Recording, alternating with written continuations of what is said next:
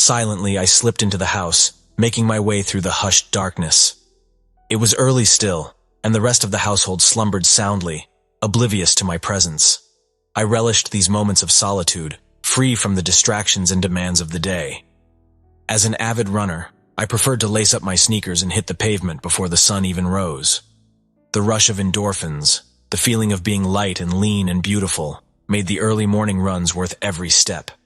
Plus, it allowed me to indulge guilt-free in my love of breakfast. However, my Achilles heel was sugar. Despite my best efforts to resist, I had a soft spot for gummy bears. The problem was, once I started eating them, I couldn't stop. They were a slippery slope to a full-blown sugar binge. To satisfy my sweet tooth without succumbing to temptation, I had resorted to a single glass of orange juice each day. Many people consider orange juice a healthy choice, but in reality, it's little more than liquid sugar. It offers a quick burst of energy, but that surge is short-lived and inevitably followed by a crash. Even pulp-filled varieties only provide a small amount of fiber and vitamins, hardly enough to justify the sugar content. Pouring the last of the orange juice into a clear plastic cup, I realized I had been holding in my need to use the bathroom since entering the house. As I set down the cup and headed to the bathroom, relief washed over me. When I returned to the kitchen, my cup was gone. I searched the bathroom but found nothing. The sound of shuffling upstairs drew my attention. It was my brother, Adam. I heard him whistle a tune as he bounded up the stairs and slammed his door shut. The person I was referring to, let's call him Adam, was taking up a lot of space. He seemed to have been up all night, probably gaming and snacking.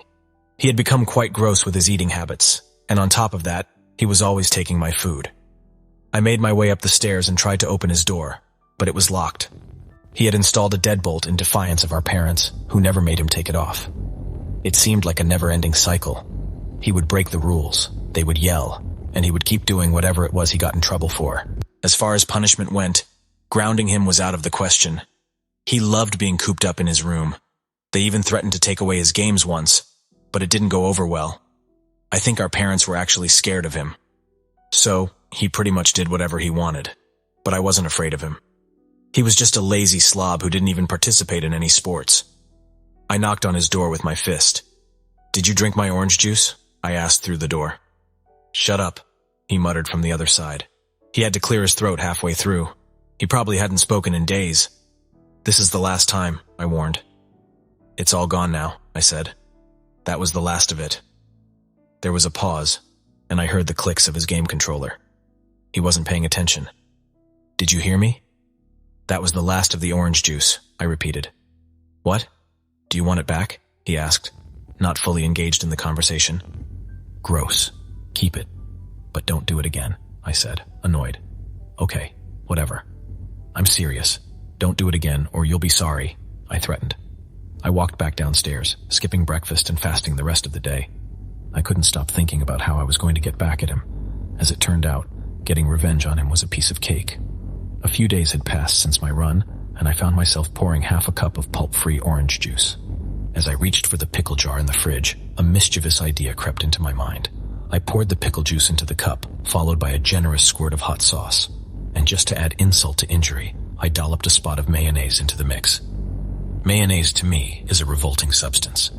Although it's not as bad for you as some may think, with many assuming it to be a dairy product when it's actually mostly fat, and fats are good for you, I simply can't stomach it.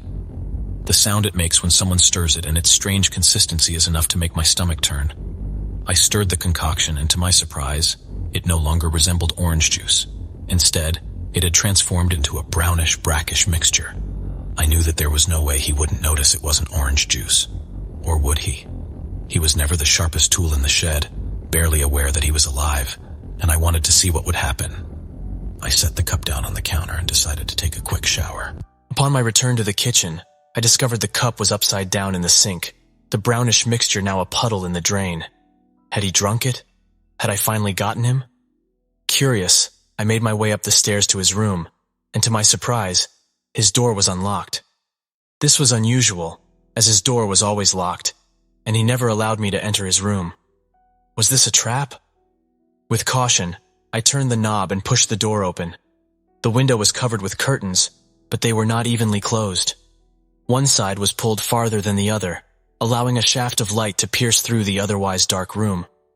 The bed lacked a bedsheet, but it was piled with clothes and an old comforter at the foot.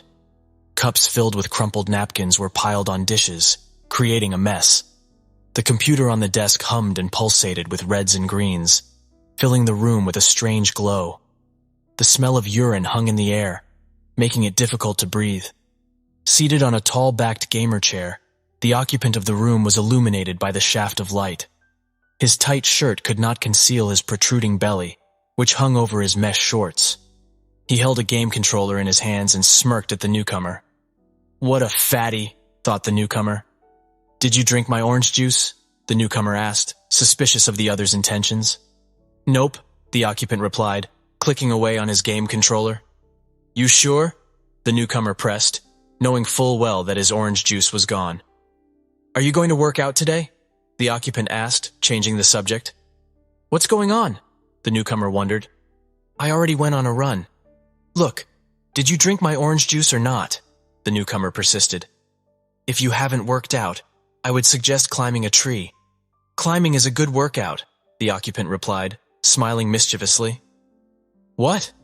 Climb a tree? You're an idiot," the newcomer retorted.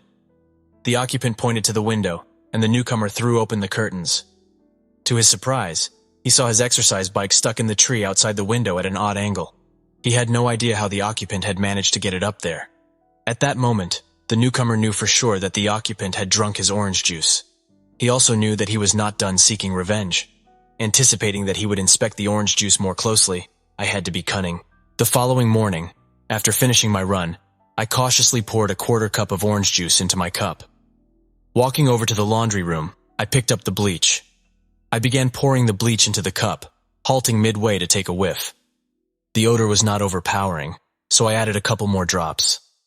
Once the scent of bleach was apparent, I mixed in some sugar, stirring the orange juice. Although it was a lighter shade of orange than usual and reeked of a swimming pool, I didn't believe he would detect anything peculiar. I added a final shot of orange juice, left the cup on the counter, and proceeded to take a shower. Upon returning to the kitchen with damp hair, I found the cup still resting on the counter. Suddenly, I heard the sound of the front door opening.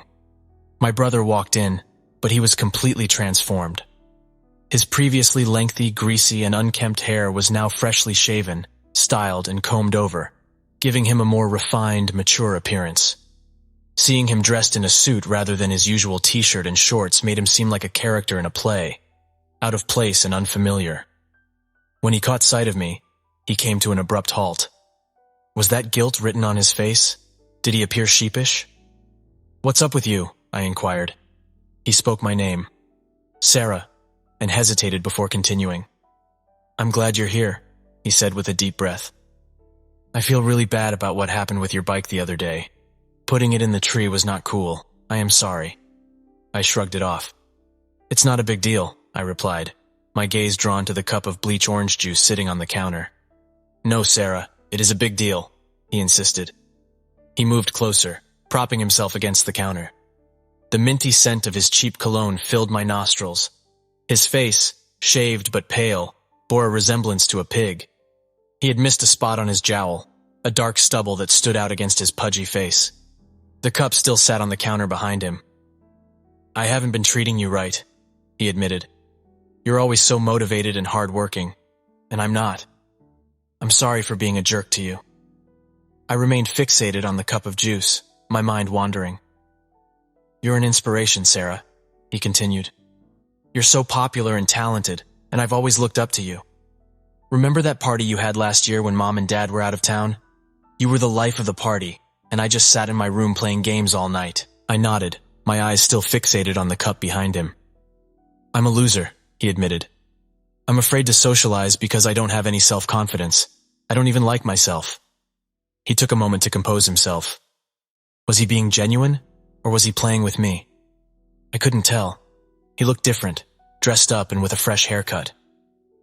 "I want to be more like you," he said, sounding sincere. "You've inspired me to change, and I'm going to start now." He noticed the orange juice and without hesitation grabbed the cup. "I love you," he said before gulping down the juice.